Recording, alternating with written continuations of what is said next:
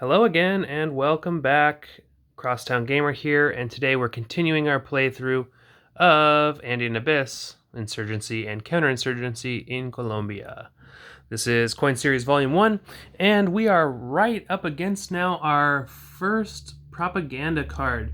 So at least a quarter of the gameplay is underway at this point, and we just have to do the propaganda round, which is kind of like a pause between the action to do a lot of various activities, get resources, potentially change the president, check to see if we won. There's this whole big track down here as far as the different steps, and we're going to go through them one by one right now.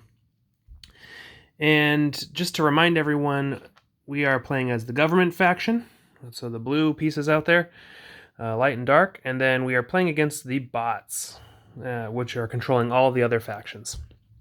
Last side note, I think I have everything set up the way it was at the end of the last video. My cat decided to play an insurgent faction overnight, and so a few of the pieces had mysteriously moved around. So some factions may have gotten a free march, but I watched through the last video and paused it at the end to make sure that everything was in the right spot, and I think it is. So hopefully the cat did not influence the play too much here. But just to take a look at the card here, we're going to go through each of these steps in order, and if it's the final one, then the card before this, everyone would take a limited operation instead of a full one, and there's no sweep or marching. So since this isn't the last one, we didn't have to worry about that, but just for the record there.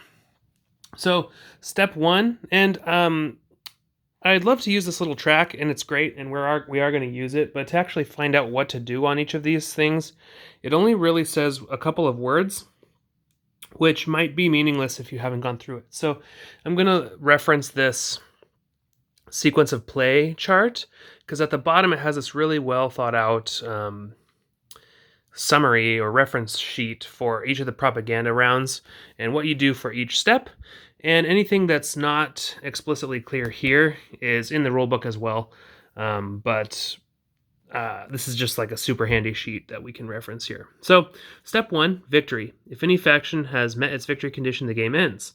Excluding us. If we were to meet our victory condition because we're playing a one-player game, we'd have to actually make it all the way through the deck to get to the last propaganda round to do that.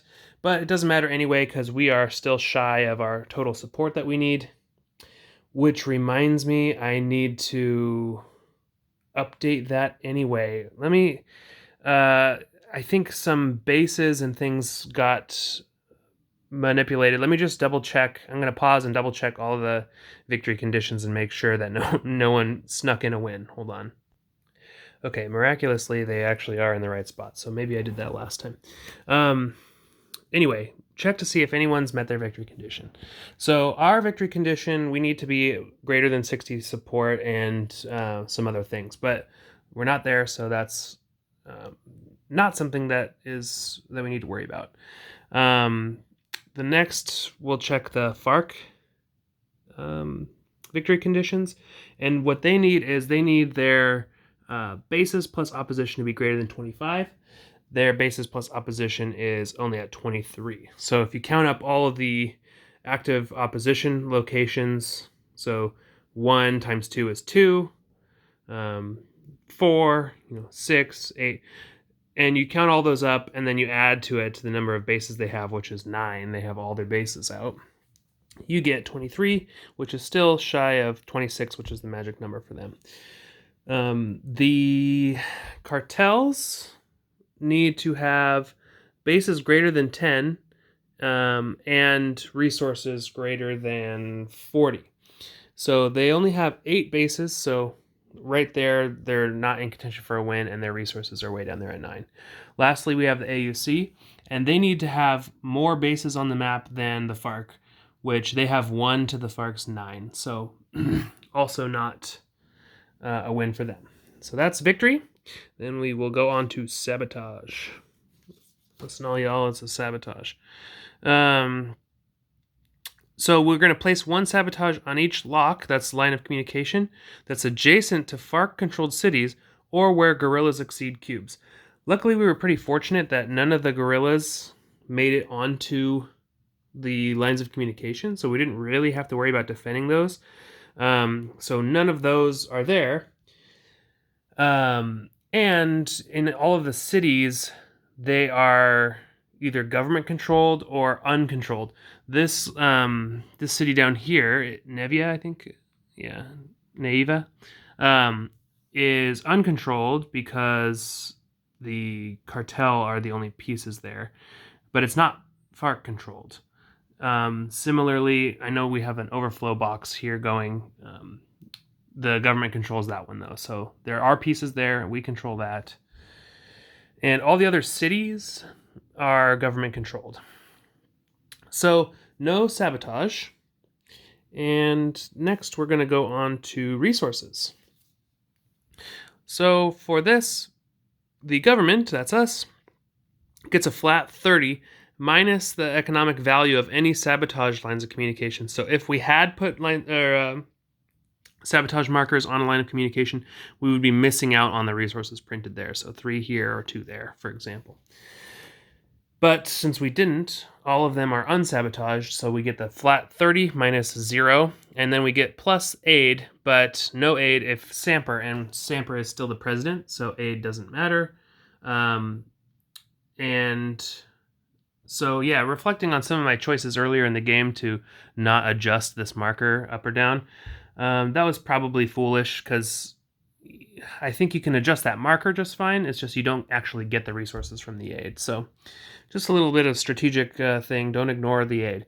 But we get a 30 minus 0 plus 0. So we're at 1. We're going to go all the way up to 31, which may seem like a lot, but remember, it's expensive to do things as the government. Next, the Farc and the AUC get their number of their bases, and the cartel gets 3 times their bases. That drug money, I guess. So the Farc and the AUC each get the number of their bases. So AUC gets 1 and the Farc gets 9. So 8 and then 7.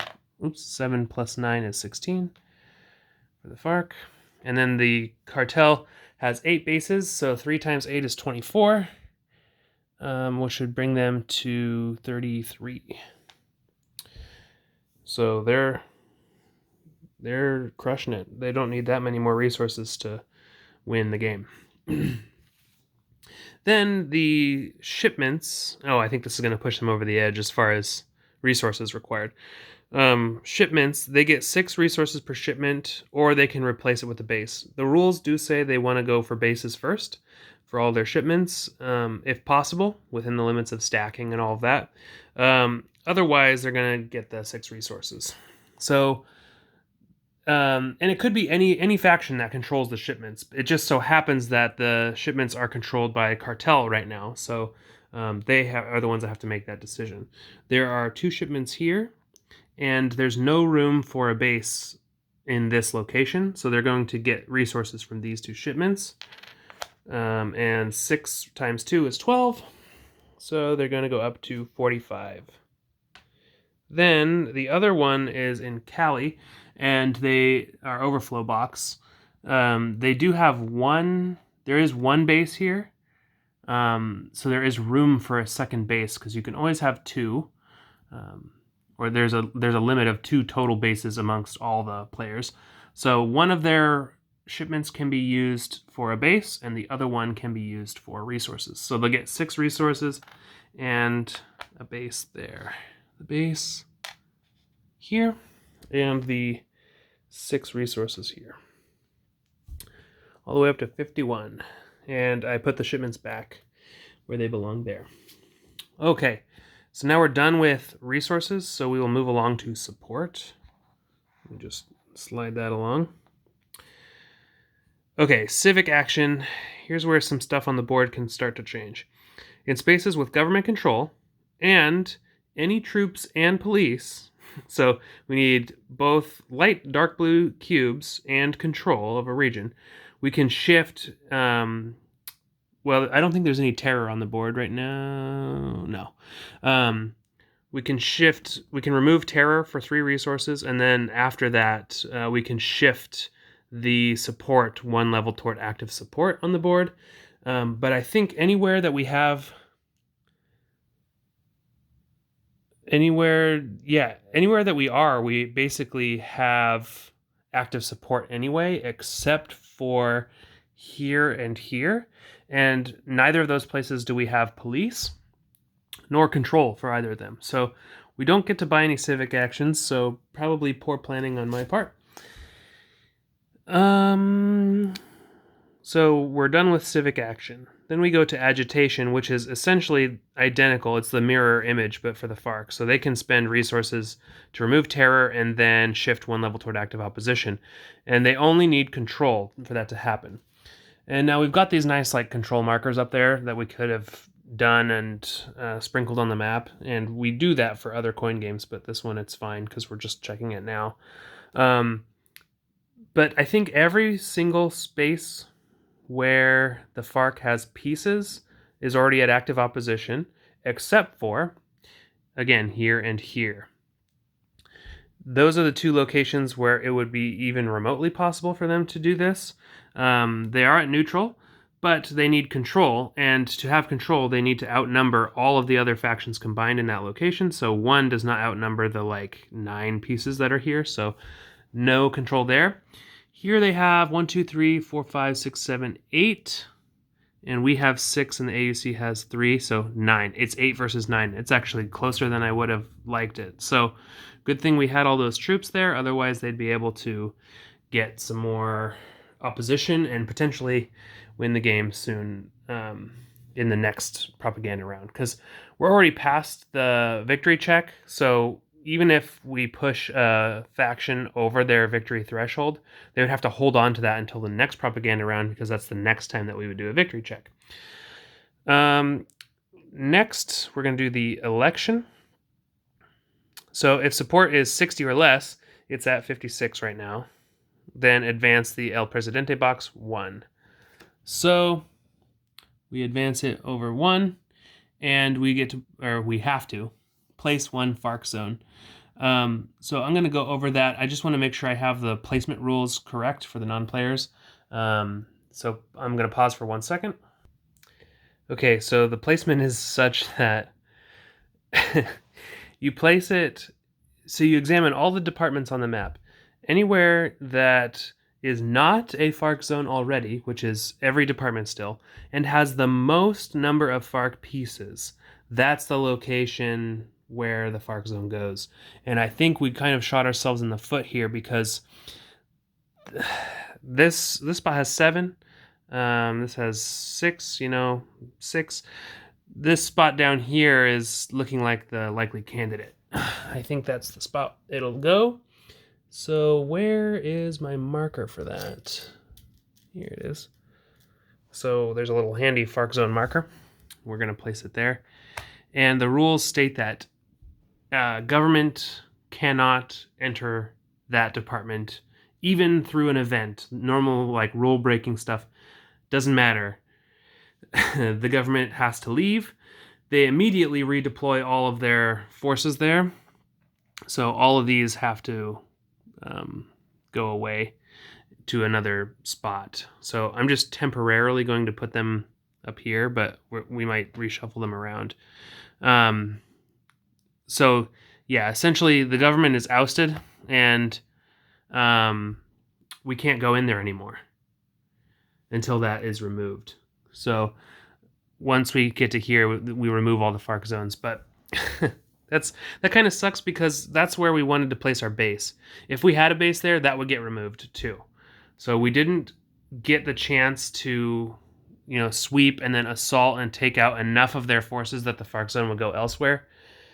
So that's a big letdown for me. But that's what we did. We did the president box there for election. And then, elite backing. AUC may free rally in one space with no opposition, nor government control, nor Farc control. Okay. So they can rally. So no opposition limits them to all of the cities or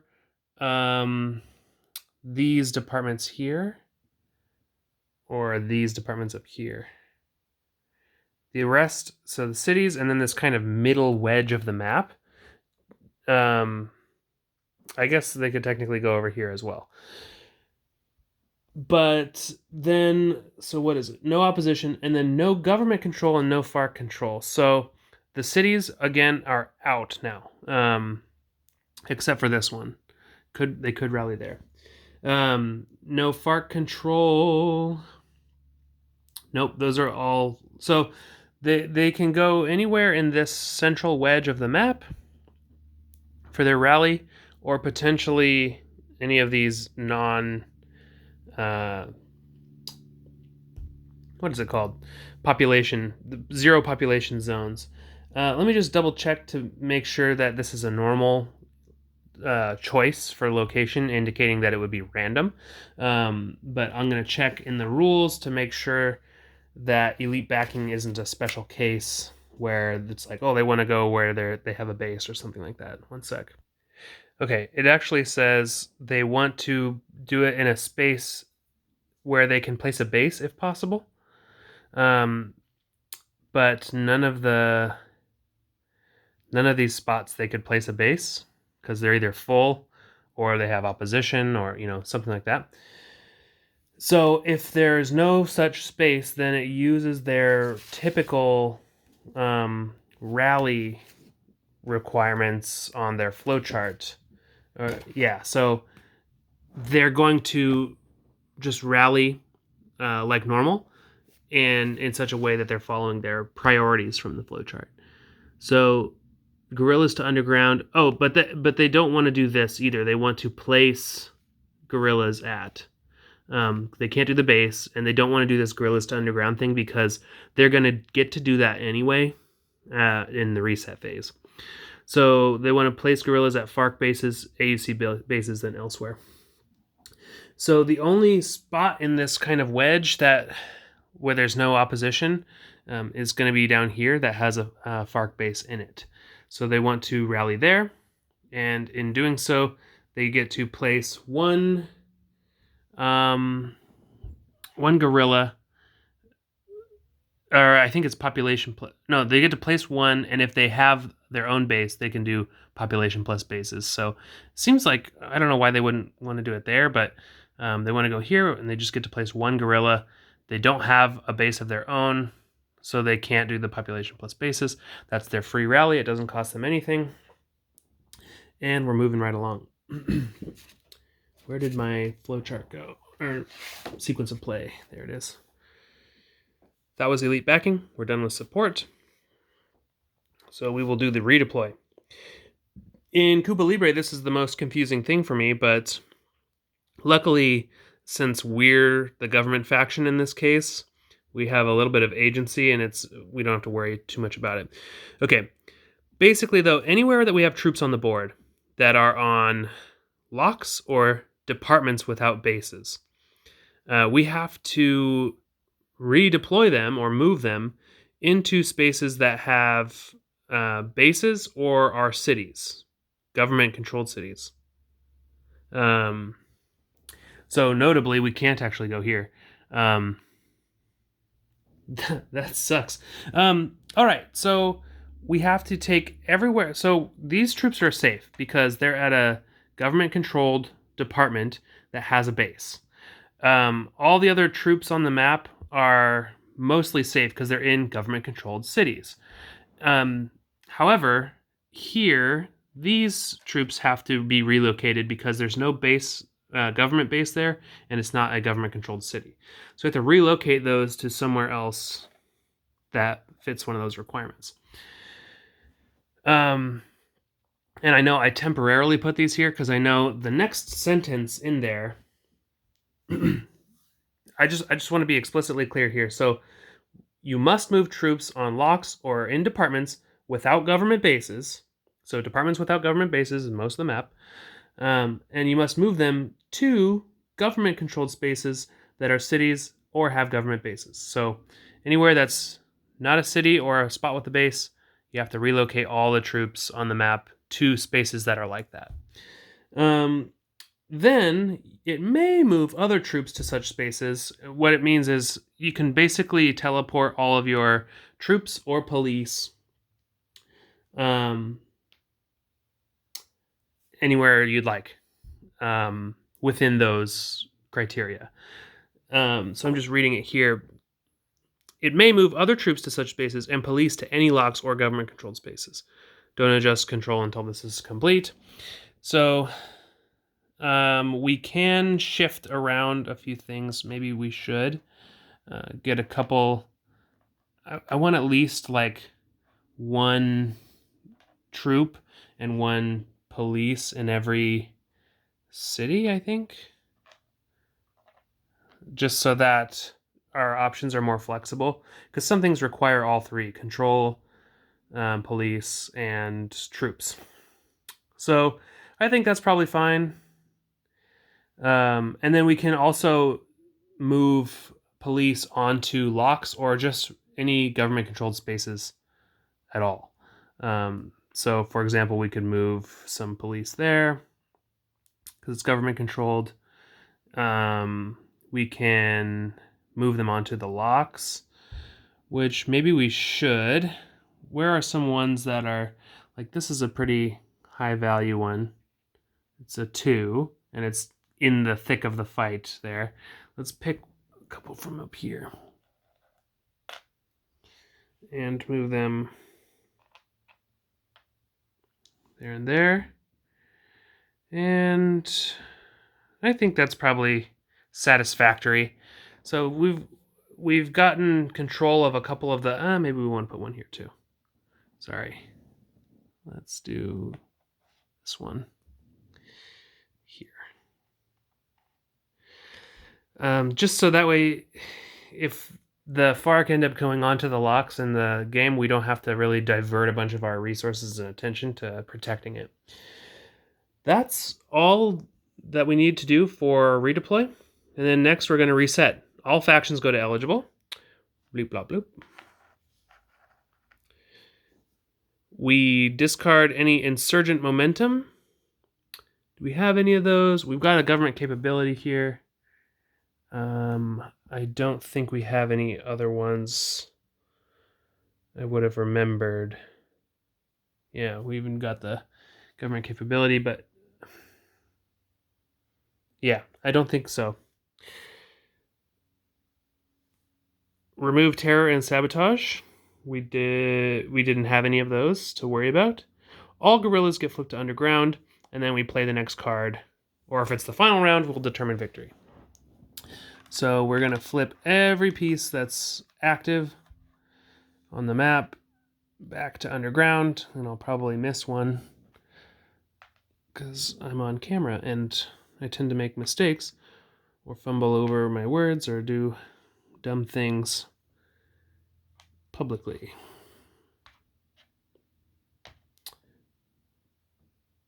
Okay, I think that's all of them. Shout at your screens if I missed one. I'll be sure to hear you.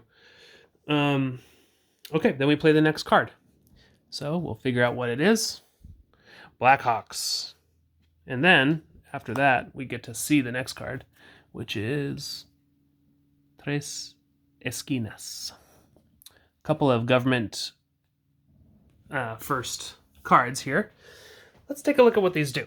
So we've got a capability, which is like a permanent power.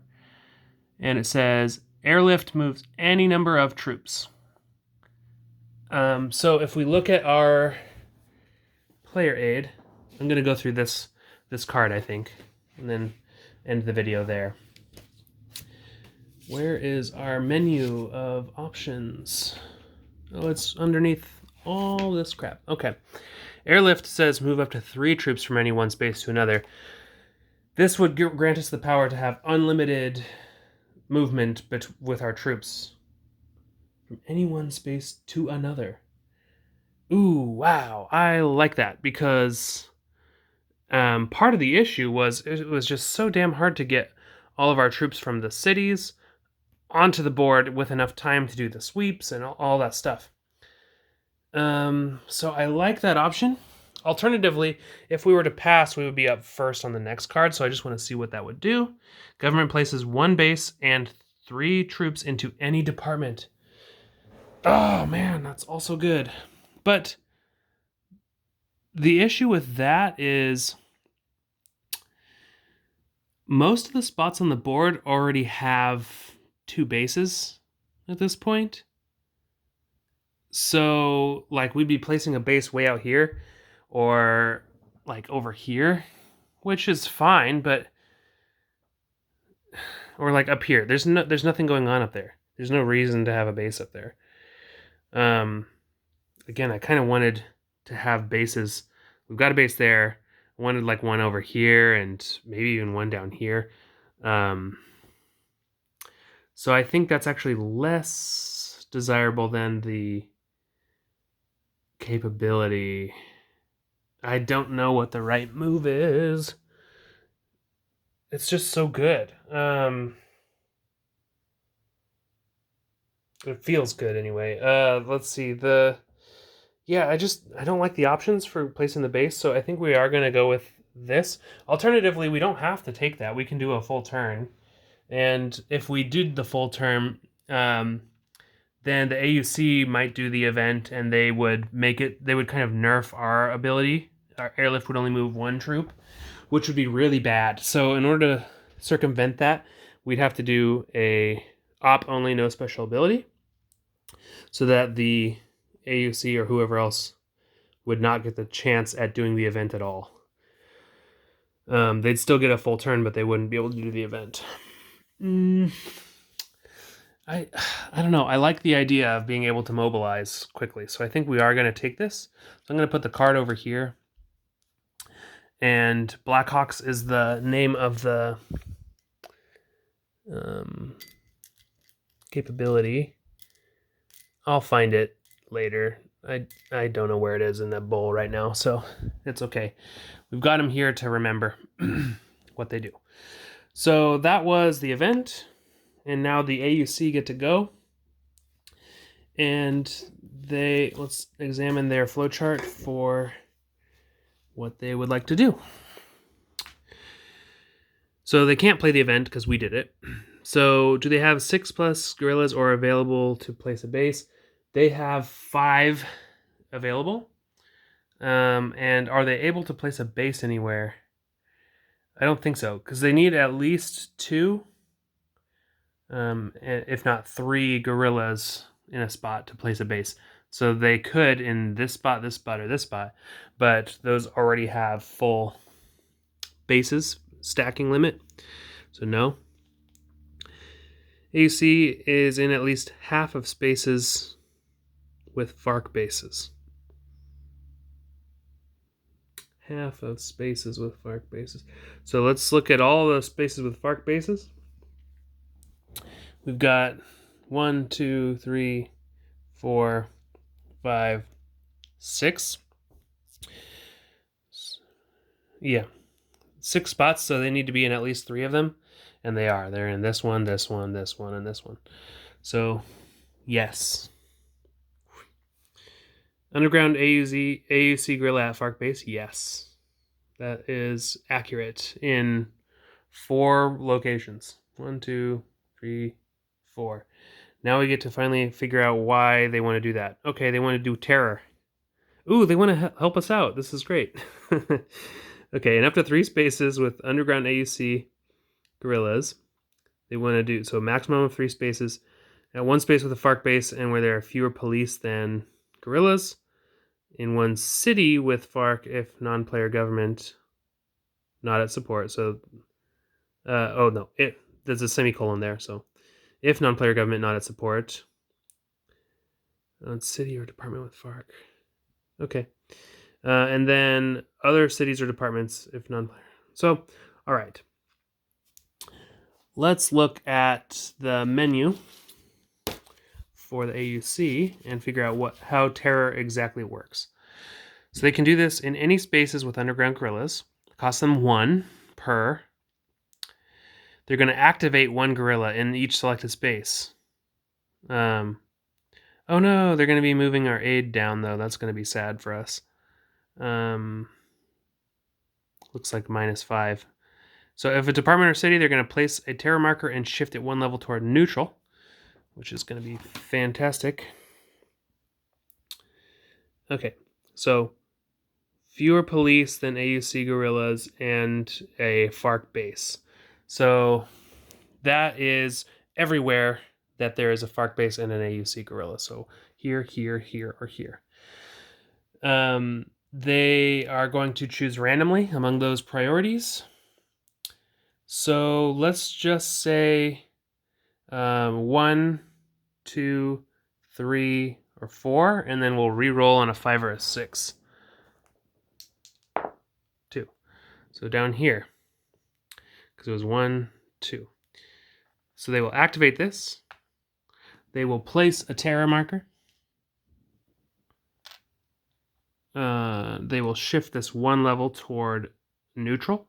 So it goes from active opposition to passive. And they lose 1 point because 1 times 1 is only 1, whereas 1 times 2 was 2. So they'll lose a point there. Then they're going to do it in one city or department with Farc. If non-player government, then not at support. So here are all the, these are all the places with Farc guerrillas. So, but it has to be where there's AUC guerrillas as well. So we have this as an option, this as an option, this as an option, this as an option, this as an option. Lots of options. I think I'm going to do the old roll 3 and see. All right, so we got 1, 4, 1. 1, 1, and then a 4, and then a 1. Atlantico. Where's Atlantico? Ah, way up there. That's not a spot with Farc in it. Cesar is the next spot. Oh my gosh. Okay, that's right next to it. Also not a good spot. Kukuda? Kusukuda? That looks like a city. No, it doesn't. Yes, it does. Oh my gosh. Okay, there it is. I'm going to spend 20 minutes finding all this stuff. So, Arauca. Yay, okay. Or sorry, Arauca. So here they're going to do it again. They will activate. They will place their terror. They will switch this to neutral. This will go down by 1. Oh, they should have paid for 2 things now. Two locations. And then we're going to keep going down the list to find the 3rd spot, I think. Actually, maybe not, because it said at 1 location. Other cities or departments. Okay, so now this is just anywhere. And honestly, it doesn't make sense for them to do it in this spot or this spot because it's already at neutral. But I guess they're placing a terror marker there, so making it harder to change. Anyway, they have 4 options left. We're going to keep going down the line until we find Antioquia, Choco, Huila, or Putumayo. And they were here. Antioquia. Oh, there's Putumayo. Yeah, I think the other locations were not that. Okay, Putumayo. Hopefully I didn't mess that up too bad. There we go. This flips. Terror marker. And a resource. And a point. Great. So that was terror. And now, except one last bit of housekeeping here. Aid -3 if it was 1 space, or if it's 2 or more, it's -5. And so this will go down to 4. Bummer. Then we're going to extort or assassinate. Let's find out which. Assassinate. In up to 3 terror spaces where AUC guerrillas exceed police, remove... Okay, they're going to try and take shipments. No shipments on the board right now, so they're going to try and take Farc, government, or cartels in a max of 3 spots, and they did 3 for their terror, so let's take a look at Assassinate. Remove any one enemy piece. Any one enemy piece. And I think they want to take bases. Bases first, yeah. Wow. So they're going to take Farc bases. That's why they want to go there. Okay, it all makes sense now. All right, so we are going to take this. That was the terror spot. Take this. That was the terror spot. And here, there's no... they're going to take Farc, but there's no Farc base, so they just take the guerrilla there. Because the cartels are the last priority. So they're going to remove Farc, but among that, bases first. So that goes back. These go back here. Yeah, and they want to do that so that they have more bases than the Farc. Okay, I get it. And did that cost anything? Usually special activities don't, but that one is a powerful one. No cost. Wow, that's so good. Maybe we should have been the AUC. That's fun. Okay, that was Terror, and then Assassinate. That's their faction special ability. So we'll adjust our eligibility here. Oh, we don't have to flip anything back because everyone was eligible. We will play Tres Esquinas, and then we will reveal the next card, Narco Subs. So it looks like up next is going to be the Cartel, and we will do that next time. I think this is a good place to stop as any. So until next time, thanks for watching. If you noticed any rules mistakes, please do call them out in the comments. I would love that to correct them going forward. And we will continue next time with Andean Abyss.